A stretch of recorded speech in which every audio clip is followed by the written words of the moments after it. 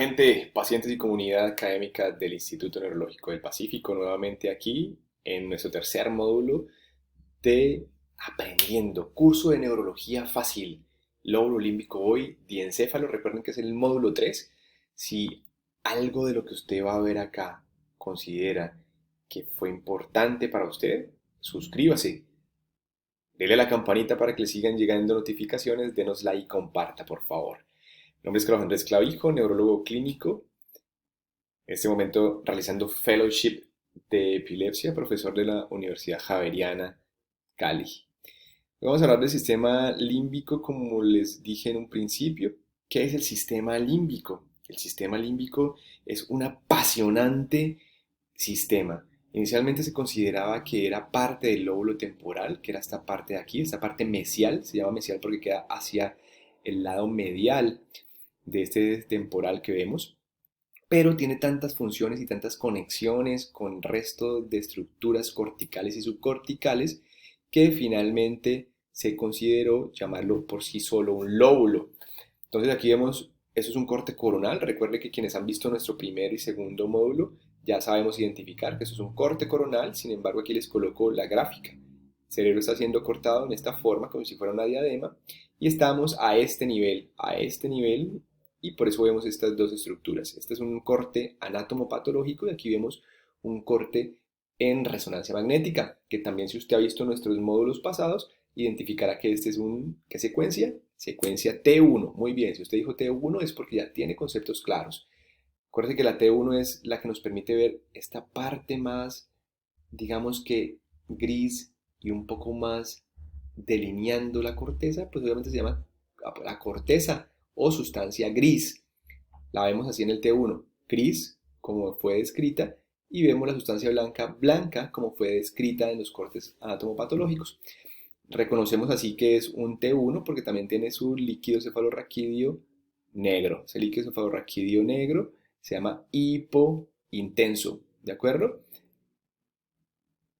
Ya identificamos este corte y es el mejor corte para ver anatomía. Recuerden que la secuencia T1 es el mejor corte en resonancia magnética para identificar estructuras anatómicas. Entonces ahorita sí vámonos acá. Esta es la cisura de Silvio que nos permite separar este lóbulo frontal de este temporal. Esta estructura que está más al fondo es la ínsula. Y aquí comenzamos con nuestra primera circunvolución temporal, que es la superior. Esta es la circunvolución media temporal y la inferior. Esta cisura que vemos acá es la cisura colateral y es la que nos da ahí quizás la continuidad con este giro fusiforme, que es donde se reconocen los rostros, y viene el giro parahipocampal y finalmente esto que reconocemos como hipocampo. Mirenlo acá en la resonancia. Entonces, circunvolución superior, circunvolución media, aquí está la cisura colateral, el giro fusiforme, que acuérdense que esto va conectado con el occipital, por eso nos permite el reconocimiento de rostros, y finalmente aquí viene este hipocampo que está constituido por varias estructuras, como vamos a ver. Este hipocampo tiene cantidad de funciones, funciones en memoria declarativa, memoria asociativa, atención, alertamiento. Tiene mucho que ver con conducta también, y van a ver que tiene que ver con estructuras subcorticales de manejo endocrinológico y función visceral, como vamos a ver ahorita. Tiene una estrecha relación con la corteza entorrinal, que ya vamos a ver. Este es el hipocampo de una manera un poco más estructural, donde identificamos aquí varias regiones. Recuerden que aquí tenemos el giro parahipocampal, que va muy ligado con la corteza entorrinal. La primera porción donde se conecta este hipocampo con la corteza. Aquí hay una cosa que ustedes tienen que tener clara, y es que la corteza, que es neocortical, todo el resto de la corteza tiene 6 capas corticales, por eso se llama neocortical. Tiene un mejor desarrollo desde la parte estructural, desde la citoarquitectura. Mientras que acá esta estructura es un poco más vieja, es parte de esa estructura vieja paleocortical, que tiene 3 capas solamente, ¿sí? Que vamos a hablar un poco más adelante. Y su primera región aquí es el subiculum. Luego sigue con los cuernos de Amón, cuerno de Amón 1, 2, 3 y 4.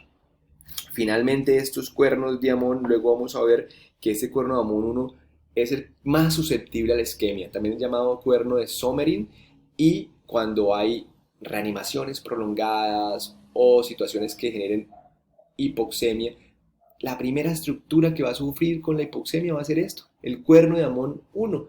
Y acá tenemos el cuerno de Amón 2, que es quizás la que contiene células con más susceptibilidad para generar epilepsia, que tienen que ver con alguna enfermedad que vamos a tratar de forma sutil, que es la esclerosis temporal mesial, causante de muchos síndromes epileptiformes. ¿De acuerdo?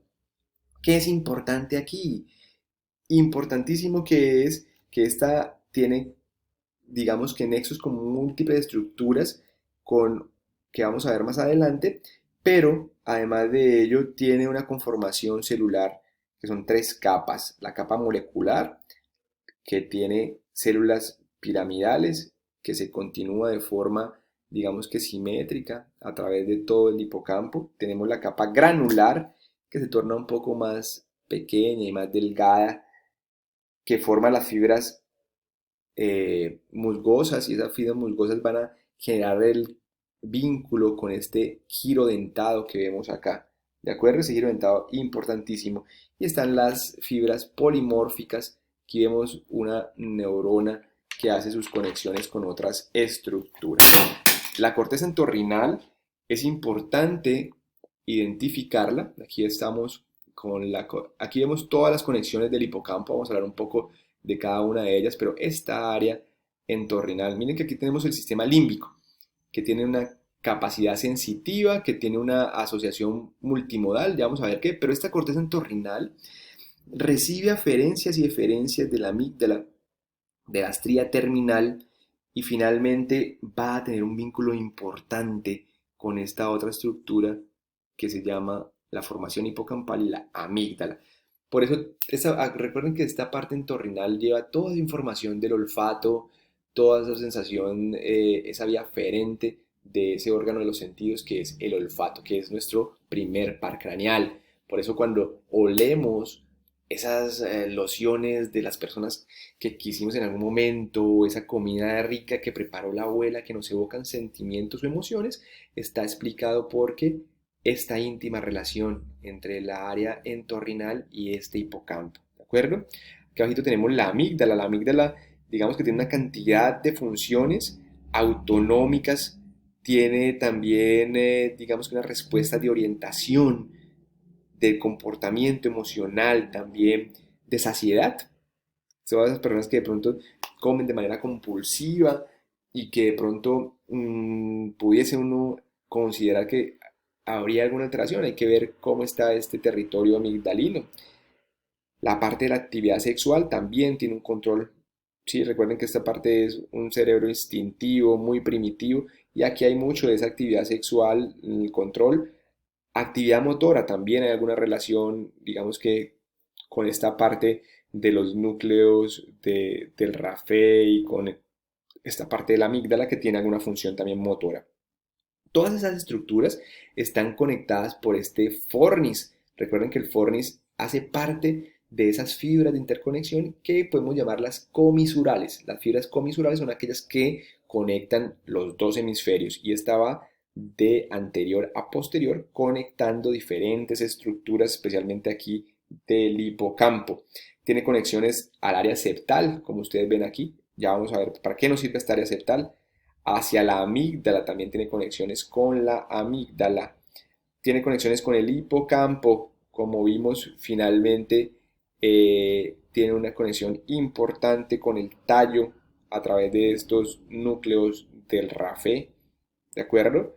Todo lo que es el área ventral tegmental y el giro del cíngulo, como vamos a ver más adelante.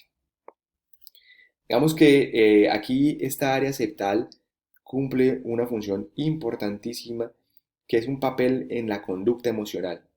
Pero no obstante con eso, también participa en el aprendizaje, la recompensa, esa sensación de recompensa cuando usted se siente contento porque le están reconociendo que usted hizo algo, esa está mediada por esta área que se llama área septal. Tenemos un componente autonómico que también es mediado por esta área septal. Ya vamos a ver dónde queda esta área septal en la gráfica de más adelante, ¿de acuerdo? Pero también tiene que ver mucho con el control de la sed, el comportamiento sexual, la parte integradora del sistema límbico, ¿sí? Entonces, tiene ahí varias conexiones, por eso con la amígdala. Digamos que todas estas estructuras tienen unas aferencias, eferencias de forma recíproca que le permiten tener control sobre todas estas condiciones fisiológicas de las cuales estamos hablando ahora, ¿sí? Vamos a seguir hablando un poco más de esta amígdala más adelante, pero aquí vemos esto que lo hemos identificado ya en varias oportunidades en nuestras conferencias anteriores y se llama fornis. El fornis, como les dije, es sustancia de esas fibras comisurales, ¿sí? Que permiten la conexión entre los dos hemisféricos y permiten interconectar estructuras de anterior a posterior. ¿Qué estructuras? Desde los cuerpos mamilares más anteriores hasta el hipotálamo que está acá un poco más posterior. La conexión de las fimbrias y finalmente esta comisura posterior, el cuerpo del fornis que queda justamente debajo del cuerpo calloso. Miren esto es lo que les decía, hay una estrecha relación entre la corteza entorrinal, que es la que lleva toda esa evocación de nuestro órgano del sentido del olfato, hacia la parte de las neuronas piramidales del hipocampo, ¿sí? Hay una conexión importante del giro dentado, que lo veíamos ya en la figura anterior, con el cuerno de Amón C3 a través de las fiber muci o fibras musgosas, y hay una conexión entre el cuerno de Amón 1 y el cuerno de Amón 3 mediante las colaterales de Schaffer. ¿Para qué sirve todo esto? Finalmente son sistemas de integración que van a coordinar funciones autonómicas, funciones también emocionales, de la conducta emocional y de memoria. Todo este sistema límbico está muy vinculado con nuestras emociones y con la memoria. Acá abajo tenemos el subiculum, que ya vimos que era esa primera porción que conecta la neocorteza con ese sistema límbico. ¿De acuerdo? Entonces nos vamos para acá. Miren todas las estructuras de las cuales estamos hablando. Vamos a hablar de esta amígdala y por eso aquí vemos este cuerpo amigdalino.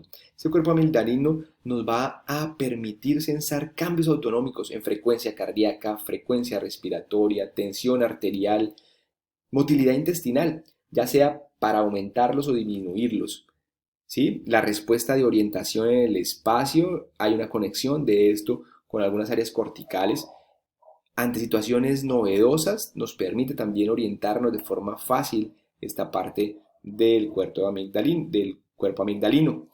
Las conductas, todo lo que tiene que ver con emociones, ingesta alimentaria y sexualidad, como lo dijimos anteriormente. Recuerden que hay dos regiones reconocibles en este cuerpo amigdalino, ¿sí? Y digamos que se antagonizan la una con la otra. Entonces tenemos un cuerpo amigdalino que tiene un grupo de nuclear que es más medial, ¿sí? Entonces es córtico medial. Ese grupo medial va a estar, digamos que más relacionado cuando lo estimulamos con agresividad, ¿sí? Con una actitud más defensiva. Entonces, toda esa parte medial es más defensiva, más agresividad, mientras que si yo lesiono ese núcleo amigdalino, ¿qué va a pasar? Puedo tener una afasia, puede disminuir mi tono emocional, entonces encontramos personas que se tornan mutistas, ¿sí? Que se tornan anhedónicas, no tienen esa motivación, ¿de acuerdo? Ese tono emocional está abolido. Puede tener miedo, tristeza y agresión si yo daño este cuerpo amigdalino. Pero si daño la parte medial, si yo daño por el contrario el grupo vasolateral de este mismo cuerpo amigdalino, la parte ya más lateral, pues entonces si yo la daño va a tener más hiperfagia, va a aumentarme todas esas cosas autonómicas, voy a sentirme con hambre permanente, voy a poder tener estados de euforia y estados de placer inexplicable. Entonces, si yo daño la parte, acuérdense, lateral es más hiperfagia, hiperfelicidad, excitación, placer, euforia.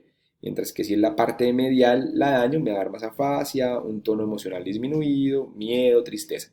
Ahora, si yo estimulo esta parte medial, me va a dar agresividad y actitud defensiva. Pero si yo estimulo la parte lateral, lo que voy a tener es miedo, sensación de miedo y de querer salir huyendo, ¿de acuerdo?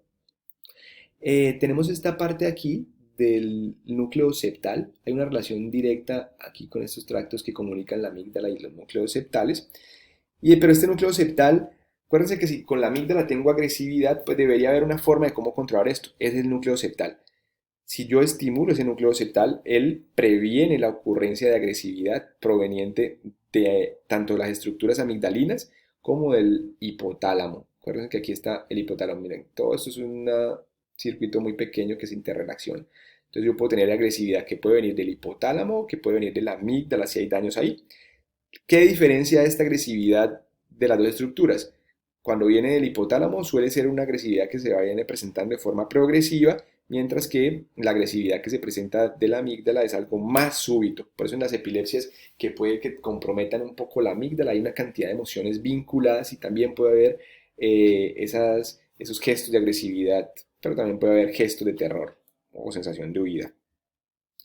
El alertamiento también tiene mucho que ver con la parte vasolateral de esta amígdala. De la parte vasolateral tiene que ver con funciones de alertamiento que son completamente independientes del sistema reticular activador ascendente, del SARA, que ya ustedes saben que es nuestro principal sistema de alertamiento. La parte córtico-medial, por el contrario, de esta amígdala está vinculada con sensaciones de somnolencia. Entonces, si hay una estructura que se daña en la parte medial de la amígdala, puedo yo tener somnolencia marcada. Con respecto a la sexualidad, aumenta, digamos que la concentración de receptores hormonales y por eso el comportamiento sexual puede verse alterado. Digamos que qué funciones compromete esta amígdala? La erección, la eyaculación, los movimientos sexuales. Entonces, si yo daño esa parte de la amígdala también, me puedo tener hipersexualidad, una sexualidad descontrolada, conductas sexuales aberrantes. ¿Sí? Tiene que ver también con funciones motoras, delusiones, déjà vus, alucinaciones olfativas, porque está muy cercano con todo lo que es el bulbo olfatorio, aquí en la parte más basal de nuestro cerebro.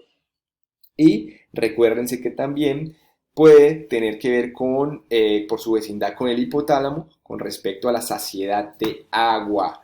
¿Sí? Si la parte septal, que es esta de acá, tiene un control un poco sobre la sed y esta parte si se daña, puede aumentar el requerimiento de líquidos.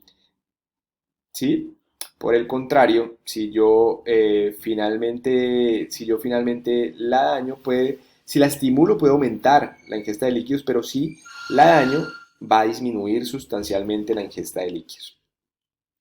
Tienen que ver también con el aprendizaje y en estudios en animales se ha encontrado que la lesión de esta área septal probablemente aumente la capacidad de actividad y de aprendizaje. No se sabe exactamente por qué dañando este núcleo septal mejoraron la forma de aprendizaje. Pareciera ser que lo hacen de una forma más instintiva sin estar mediado por la emoción. La recompensa ya habíamos dicho que tiene mucho que ver con esta parte septal. Todo lo que es nuestra parte de recompensas tiene que ver con esta parte septal. Aquí tenemos esta vista que ya es un corte sagital, básicamente para que ustedes recreen un poco las relaciones anatómicas. Entonces aquí tenemos todo lo que es el lemnisco terminal, el hipotálamo. Aquí tenemos esta parte, la área septal de la que hemos estado hablando ahorita, que tiene mucho vínculo con la amígdala y se contrarregulan en muchas funciones. Y aquí tenemos el giro subcalloso, ¿de acuerdo? La comisura anterior, que recuerden que aquí es donde llega ese fornis que viene de esta parte de acá atrás, viene hacia este giro.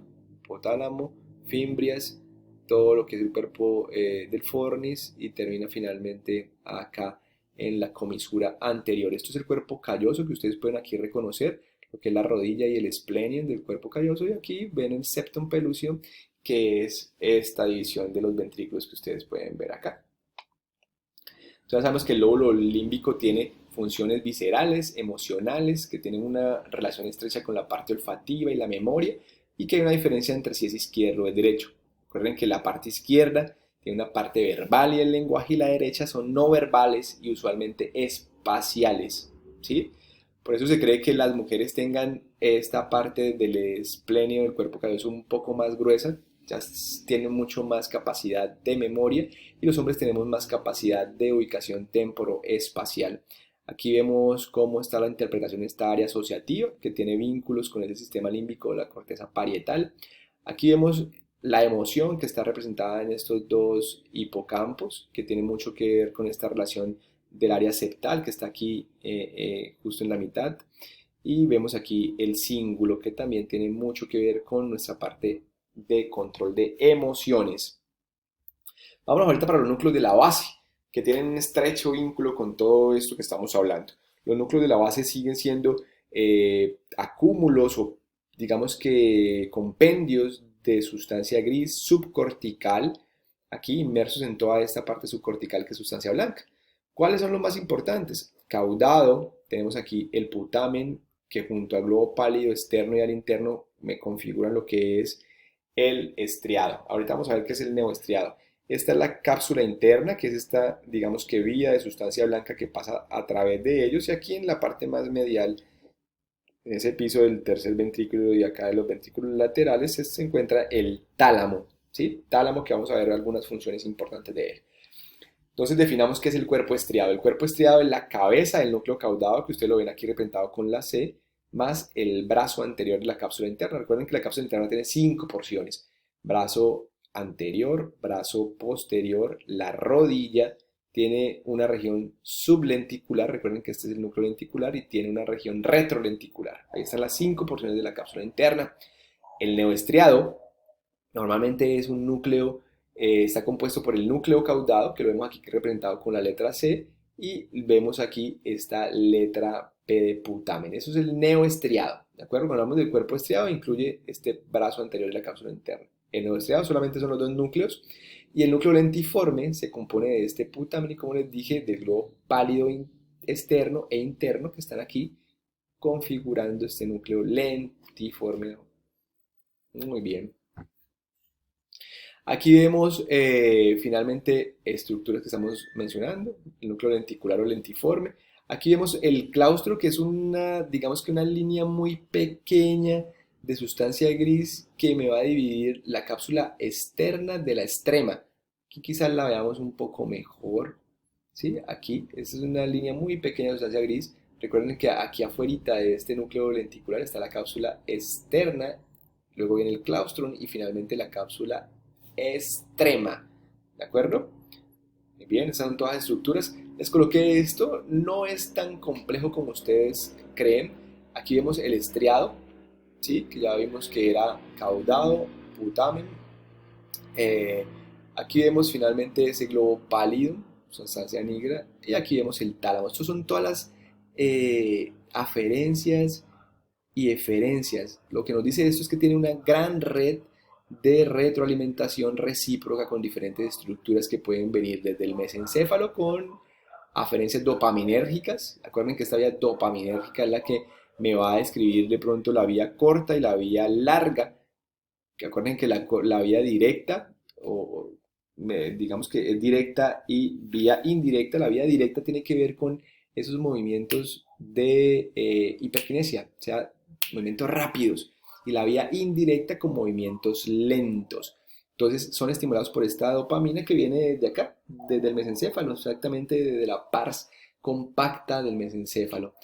Tenemos aquí los núcleos del RAFE, que también tienen un estímulo sobre el estriado mediante serotonina. El núcleo cerúleos, que también viene desde acá, desde la parte subcortical, generando un estímulo sobre ese estriado mediante noradrenalina.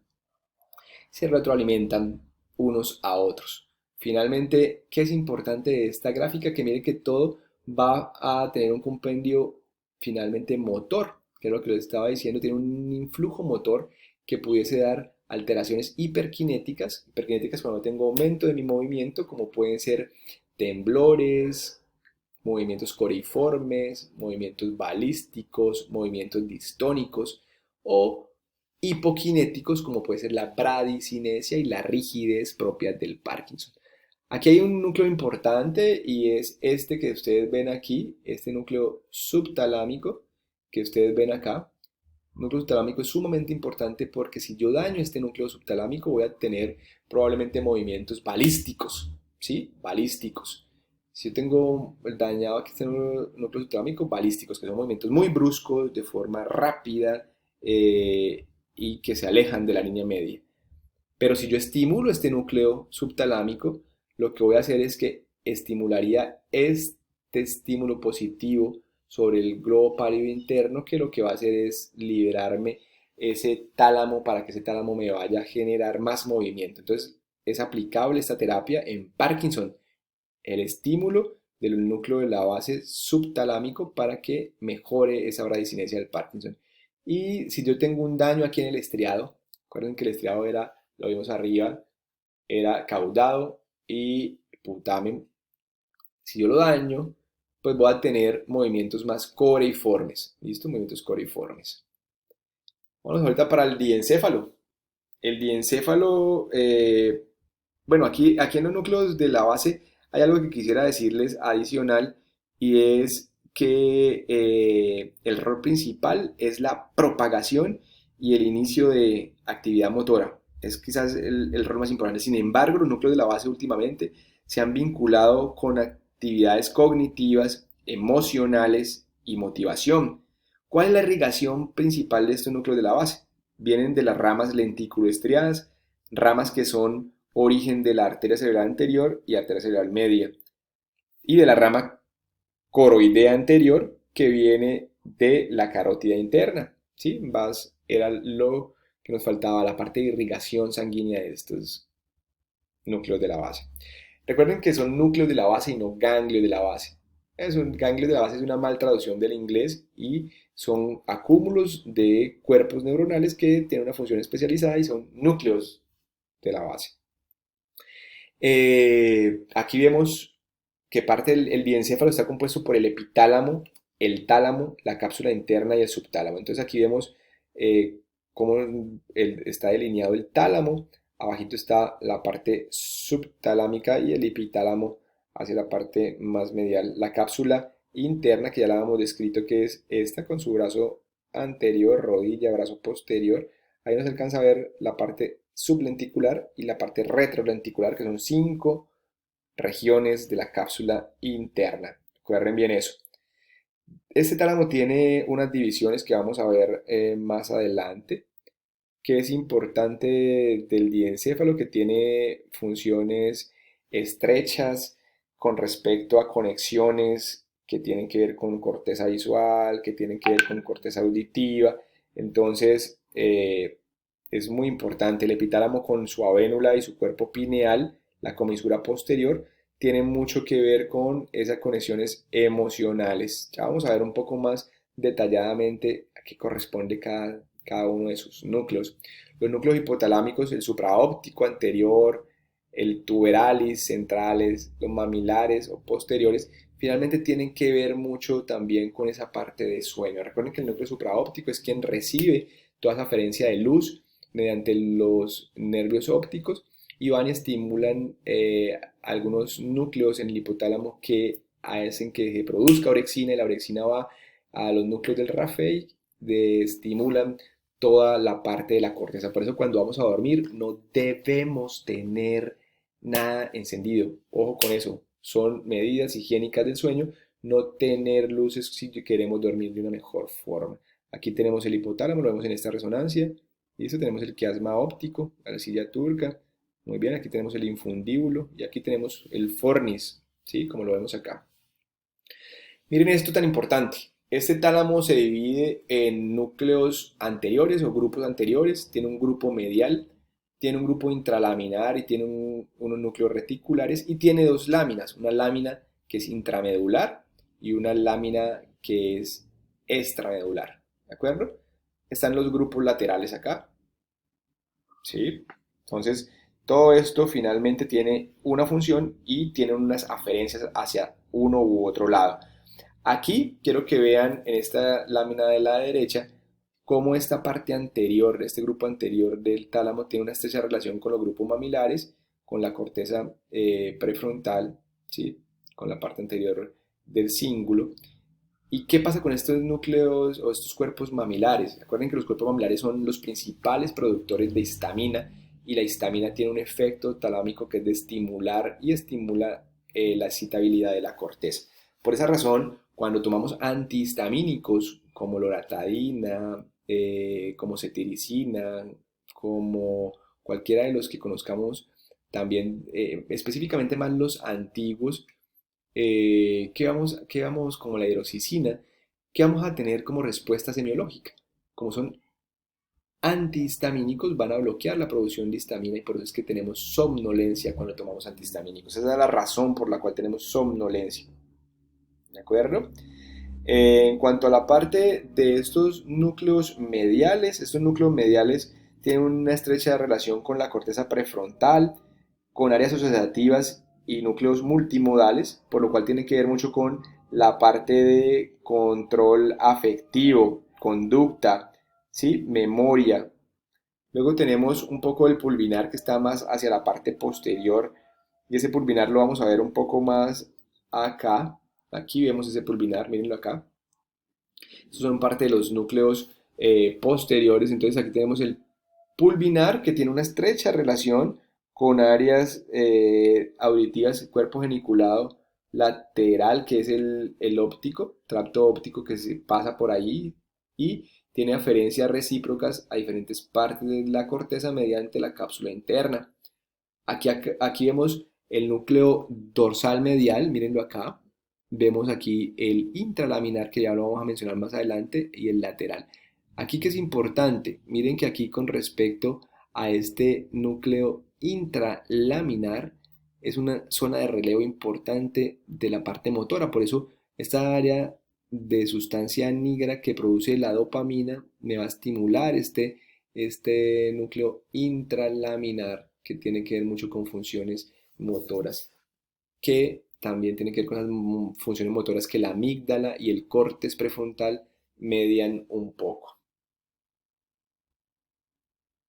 Muy bien. Ahorita, ¿qué vemos aquí? Aquí vemos en esta parte de la izquierda, vemos el núcleo intralaminar, acá vemos el núcleo anterior ventral.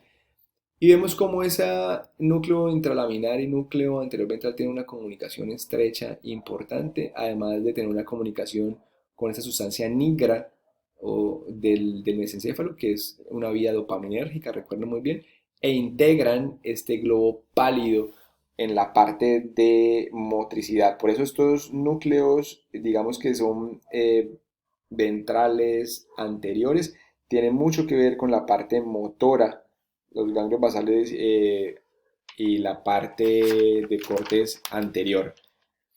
La parte de los ventrales laterales, como este acá, núcleos ventrales laterales como este, del tálamo, tienen mucha conexión con el cerebelo, ¿sí? El ventral posterior lateral tiene una relación también importante con la corteza somatosensorial, el hemisco medio, y es reconocido su relación con el haz espinotalámico, ¿sí? Van a la corteza sensitivo-motora. Vamos un poco más adelante. Aquí vemos este núcleo, que es el núcleo ventromedial posterior, que tiene una relación íntima con el haz trigeminal. Mírenlo acá, por eso es llamado también haz trigémino talámico. Trigémino talámico tiene que ver con la sensibilidad contralateral de la cara, ¿sí? Por eso cuando se daña uno puede tener síndromes dolorosos bastante difíciles de controlar. Cuando un paciente tiene un infarto cerebral en esta área del tálamo, existe un síndrome que es el síndrome de Dejerin-Rousseau, que fue quienes lo escribieron, y son síndromes dolorosos que pueden comprometer la cara o pueden comprometer el hemisferio, el hemicuerpo contralateral. También tiene una importante eferencia eh, aferencias de la lengua, del gusto, ¿de acuerdo? Entonces todo ese sistema somatosensitivo de la cara y del gusto van a la corteza, que ustedes la pueden ver acá, a la corteza somatosensorial. La parte de los núcleos intralaminares ya aquí la tenemos, está más vinculada con el alertamiento ¿sí? Y ya hemos visto finalmente el núcleo geniculado lateral y medial. Los núcleos posteriores, finalmente todo este complejo es un complejo más multimodal sensitivo, ¿de acuerdo? Están basados todo esto en la conectividad y modalidades específicas, no específicas y asociativas. Miren, a mí me gusta mucho esta gráfica porque esta gráfica nos permite ver que estos dos, que son ventral anterior y ventral lateral, vamos a ver que tienen muchísimo que ver con esta parte premotora, ¿sí? Entonces, este ventral anterior con esta corteza premotora y este ventral lateral con esta corteza que es la corteza propiamente motora. Si ustedes ven acá el núcleo ventral posterior junto con los meniscos, con el cuerpo geniculado lateral y medial, tienen muchísimo más que ver con esta área que es la sensitiva, ¿sí? Entonces miren que es un área sensitiva, integradora, y estos que son el cuerpo geniculado lateral, que recuerden que tienen que ver mucho con la visión, pues va a ir acá, conectividad al área posterior occipital, que es el área visual, y esta área del cuerpo geniculado medial va a ir a llevar conexiones a esta corteza auditiva primaria, hablado de Heschel, que ustedes ya habíamos visto en clases anteriores, que queda en la parte del lóbulo de circunvolución superior del lóbulo temporal. Si ustedes ven acá, esta parte de los núcleos posterolaterales y pulvinar tienen mucho más que ver con cortezas asociativas en la región posterior, todo lo que es corteza asociativa parietal, occipital y algo de temporal. Y si ustedes ven aquí, estos dorsomediales tienen que ver mucho con la corteza prefrontal. O sea, toda esta parte tiene que ver mucho con la parte motora, ¿de acuerdo? Motora. Vámonos para acá. Esta gráfica me ha encantado y este cuadrito es muy útil para todos ustedes porque vamos a entender todo lo que acabamos de decir y aprender. Entonces miren acá cómo vemos la parte anterior, todo lo que es ventral anterior y ventral lateral, que es esta partecita acá, ventral anterior y ventral lateral, son netamente motores, como lo vemos ahí. Ahorita el ventral posterior y lo que son los cuerpos geniculado lateral y medial tienen una función más sensitiva, como está aquí. Entonces toda esta parte más sensitiva. Ahora esta de acá, que es el anterior, este núcleo anterior y el núcleo dorsal lateral, que está más posterior, van a tener funciones límbicas. El dorso medial, que es este aquí, en azulito claro, el pulvinar, que está acá, esta región posterior, tiene más funciones asociativas. Y la parte del reticular, núcleo reticular intralaminar y núcleo medial tienen más funciones que todavía no son muy específicas y que algunas todavía siguen describiéndose. Las conexiones y comisuras son muy importantes porque recuerden que son estas fibras de sustancia blanca que nos permiten conectar una parte de nuestro cerebro con otra. Y se han descrito tres tipos, digamos que, de conexiones. ¿Qué nos ha permitido descubrir estos tipos de conexiones? La tractografía. Entonces, la tractografía es una técnica imagenológica basada en resonancia magnética que se aplica a un software y que lo que permite es ver ese desplazamiento isotrópico o anisotrópico de las moléculas de agua a través de los axones. Entonces se han descrito tractos que van de forma cráneo-caudal, o sea, desde la cabeza hacia abajo, como lo es el ascórtico espinal. Lo pueden ver aquí, es el azul, este azulito pintado acá, son fibras de proyección, se llaman así. Las fibras de proyección son esas que van desde la parte superior o cortical a la subcortical. Entonces se llaman fibras de proyección. Estas rojas que ustedes ven aquí, que comunican los dos hemisferios, o sea, comunican el izquierdo con el derecho, se llaman fibras comisurales, como vimos ahorita el fornis. Y tenemos este tracto, digamos que va de adelante hacia atrás o antero-posterior, son fibras asociativas. Estas fibras asociativas son de un solo hemisferio. Entonces yo tengo fibras asociativas del hemisferio izquierdo y fibras asociativas del hemisferio derecho, ¿sí? De las fibras de proyección, recuerden que conecta áreas corticales con subcorticales. Miren esto tan bonito. Aquí vemos todas estas fibras que están comisurales, conectándome ambos hemisferios. Tenemos unas fibras en U que son más chiquitas y que las podemos identificar acá en la derecha.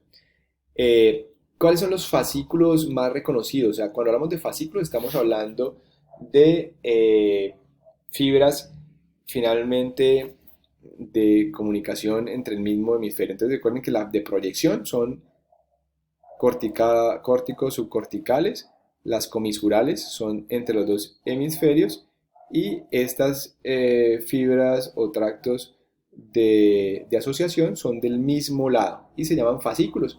Tenemos el fascículo longitudinal inferior que conecta el lóbulo frontal con el temporal. Ya lo vamos a ver más acá adelante. Miren acá. Este que ustedes ven aquí en amarillo es ese, digamos que fascículo frontotemporocipital o fascículo longitudinal inferior. Tenemos este es el izquierdo, este es el derecho, el amarillo. Tenemos las fibras en U, que son comisurales, que nos conectan los dos, que están conectando los dos porciones bifrontales. El tracto longitudinal superior, miren que acá lo vemos muy bien, conecta todo ese parietal con el occipital, ¿de acuerdo? Frontal, parietal, occipital. Y tenemos acá el fascículo arcuado, que es parte del fascículo longitudinal inferior, que recuerden que conectaba el frontal con el temporal, pero tiene aquí esta derivación hacia anterior que se va y conecta esta área de Broca que está aquí arribita en el frontal con esta área de Wernicke que está, acuérdense, en circunvolución del lóbulo temporal superior y es lo que se ha denominado como fascículo arcuado. Tiene una función importantísima en lenguaje este fascículo. Miren cómo se ve bonito aquí este tracto, el tracto córtico espinal en azul, y miren este otro que se ve acá, que es la corona radiada. Recuerden que la corona radiada es la proyección de esas neuronas que salen de la corteza, que viajan a través luego de la cápsula interna y que luego van para la médula. Miren aquí este tracto tan bonito, ¿sí? Son fibras pónticas que van hacia también los pedúnculos cerebelosos. Este que ustedes ven acá a la derecha, este verdecito, es una vista lateral de las fibras del cíngulo. Hemos hablado del cíngulo en nuestros 3 cursos. Muy importante esta fibra del cíngulo y tiene mucho que ver con funciones autonómicas, sensitivas y emocionales. Miren acá el tracto óptico, cómo se ve bonito, la vía visual. Entonces acá está la parte visual, está el tracto óptico, las radiaciones ópticas y van hacia la parte de la región occipital de corteza visual primaria y secundaria. Y acá a la derecha vemos una vista lateral de las fibras temporo, veanlas aquí, son las temporoparietales acá arriba. Entonces son fibras temporoparietales. Existe esta conexión temporoparietal y hay que tener mucho cuidado, especialmente cuando uno se dedica a la parte de cirugía o hay tumores. Es preferible hacer esta serie de ayudas diagnósticas como la tractografía para no ir a lesionar estas carreteras de comunicación entre los lóbulos. Recuerde una cosa, la alegría que se tiene al pensar en aprender nos hace aún más felices. Por eso no deje de asombrarse nunca, continúe aprendiendo. Si a usted le gustó esta conferencia, suscríbase a nuestro canal, denle la campanita para obtener más información de nuestras próximas conferencias, denle like, comparta.